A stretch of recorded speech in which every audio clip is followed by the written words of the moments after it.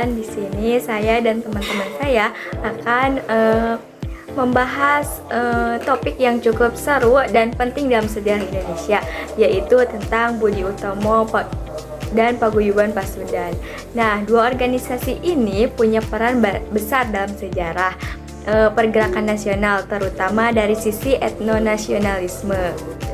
Nah, sebelum masuk ke dua organisasi, tadi kita pahami dulu nih, etnonasionalisme itu intinya semangat kebangsaan yang lahir dari identitas etnis atau budaya tertentu. Jadi, orang-orang di suatu daerah atau etnis merasa perlu bersatu dan memperjuangkan kemajuan kelompok mereka. Tapi, lama-lama berkembang jadi semangat nasional yang lebih luas. Budi Utomo yang lahir tahun 1908. Organisasi ini dibentuk sama para pelajar Stopia kayak Dr. Sutomo dan teman-temannya. Fokus awalnya cuma untuk orang Jawa dan Madura, apalagi kalangan priai. Tapi lama-lama mereka mulai mikir lebih luas tentang kemajuan semua rakyat di Nusantara. Budi Utomo ini dianggap organisasi pergerakan modern pertama di Indonesia. Jadi bisa dibilang ini awal mula semangat nasionalisme kita tumbuh. Oke guys, nah selanjutnya yaitu kita akan membahas terkait dengan Paguyuban Pasundan. Nah, kalian ada yang tahu gak sih kapan lahir dan berdirinya Paguyuban Pasundan? Nah, benar sekali ya teman-teman. Jadi Paguyuban Pasundan ini berdiri pada tahun 1913, tepatnya pada tanggal 20 Juli. Nah, dan organisasi ini hadir sebagai wadah perjuangan masyarakat Sunda dengan fokus pada pelestarian budaya Sunda, peningkatan pendidikan, dan kesejahteraan sosial. Nah, mereka juga berupaya untuk memperkuat identitas budaya Sunda melalui bahasa, adat, seni, dan juga membuka akses pendidikan bagi generasi muda. Nah, tapi kalian tahu juga nggak sih bahwa lebih dari itu, Paguyuban Pasundan itu bisa dikatakan sebagai penghubung gitu, karena Paguyuban Pasundan ini dapat menghubungkan kesadaran etnis dengan semangat persatuan nasional. Nah, meski berangkat dari kepentingan budaya, seperti budaya lokal tentunya, karena pada awalnya menjunjung budaya Sunda gitu, tetapi mereka juga turut ambil dalam gerakan kemerdekaan Indonesia. Dan inilah bentuk nyata dari etnonasionalisme yang berkembang menjadi nasionalisme luas, di mana keberagaman budaya menjadi kekuatan untuk bersatu.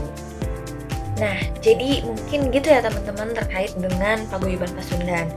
Nah, jadi bisa dikatakan juga gitu bahwasannya Budi Utomo dan Paguyuban Pasundan ini memainkan peranan yang cukup penting bukan? Bahkan sangat penting gitu dalam membangkitkan kesadaran nasional di Indonesia pada awal abad ke-20-an. Karena Budi Utomo yang pertama sebagai organisasi modern pertama yang lahir yang memperkenalkan konsep organisasi progresif yang menyatukan kaum terpelajar dari berbagai latar belakang etnis. Meskipun awalnya Budi Utomo ini bersikap kultural dan berfokus pada masyarakat Jawa, tetapi akhirnya organisasi ini menanamkan pentingnya pendidikan dan persatuan di tengah penjajahan. Namun ketegangan muncul akibat perbedaan kultur antara orang Jawa dan Sunda. Di Bandung, organisasi ini terpecah menjadi dua kubu, dengan orang Sunda merasa terpinggirkan. Ketidakpuasan tersebut mendorong para pelajar Sunda untuk mendirikan organisasi sendiri yang lebih mencerminkan identitas dan aspirasi mereka. Dengan dipimpin oleh D.K. Ardiwinata, lahirlah Paguyuban Pasundan sebagai wadah perjuangan masyarakat Sunda yang telah saya jelaskan tadi. Nah, seiring berjalannya waktu juga, Paguyuban Pasundan ini berkembang dari organisasi kedaerahan menjadi kekuatan nasional yang signifikan. Interaksi dengan berbagai partai politik nasional Indonesia atau Partai Nasional Indonesia yang bisa disingkat sebagai PNI pada tahun 1927 membawa perubahan besar. Paguyuban ini mulai menerima ideologi nasionalisme dan berperan aktif dalam gerakan kebangsaan. dan hal ini juga dibuktikan melalui keterlibatannya dalam Komite Persatuan Indonesia yang bertujuan untuk menyatukan berbagai organisasi politik di Indonesia. Bahkan keikutsertaannya dalam PPPKI atau bisa dikatakan juga pemufakatan perhimpunan-perhimpunan politik kebangsaan Indonesia yang menegaskan komitmen organisasi ini terhadap cita-cita nasionalisme. Nah, jadi bisa dikatakan perjalanan Budi Utomo maupun Paguyuban Pasundan menunjukkan bagaimana organisasi etnis dapat berkembang menjadi kekuatan nasional yang inklusif.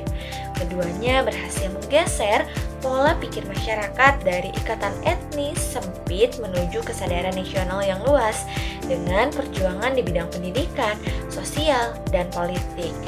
Nah, dan kedua organisasi ini membentuk fondasi ideologis bagi Gerakan Kemerdekaan Indonesia, yang dimana mereka menjadi pelopor dalam menyatukan berbagai kelompok etnis menuju satu tujuan, yaitu kemerdekaan dan persatuan bangsa Indonesia. Oke, jadi dari sini kita belajar ya teman-teman bahwa perbedaan suku dan budaya bukan halangan untuk bersatu. Justru bisa jadi kekuatan kalau tujuannya sama, yaitu kemerdekaan dan kemajuan bangsa. Mungkin cukup segitu dulu video dari kita. Semoga pembahasan ini bikin kita makin sadar betapa pentingnya peran organisasi lokal dalam sejarah bangsa kita. Terima kasih yang udah dengerin. Bye-bye.